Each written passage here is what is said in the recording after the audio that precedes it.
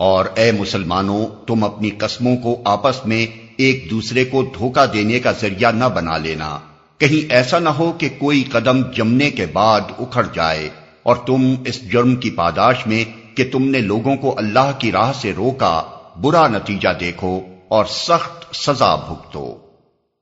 اللہ کے عہد کو تھوڑے سے فائدے کے بدلے نہ بیچ ڈالو، جو کچھ اللہ کے پاس ہے وہ تمہارے لیے زیادہ بہتر ہے اگر تم جانو۔ جو کچھ تمہارے پاس ہے وہ خرچ ہو جانے والا ہے، اور جو کچھ اللہ کے پاس ہے وہی باقی رہنے والا ہے، اور ہم ضرور صبر سے کام لینے والوں کو ان کے اجر ان کے بہترین اعمال کے مطابق دیں گے۔ جو شخص بھی نیک عمل کرے گا، خواہ وہ مرد ہو یا عورت، بشرطے کہ ہو وہ مومن، اسے ہم دنیا میں پاکیزہ زندگی بسر کرائیں گے اور آخرت میں ایسے لوگوں کو ان کے اجر ان کے بہترین اعمال کے مطابق بخشیں گے۔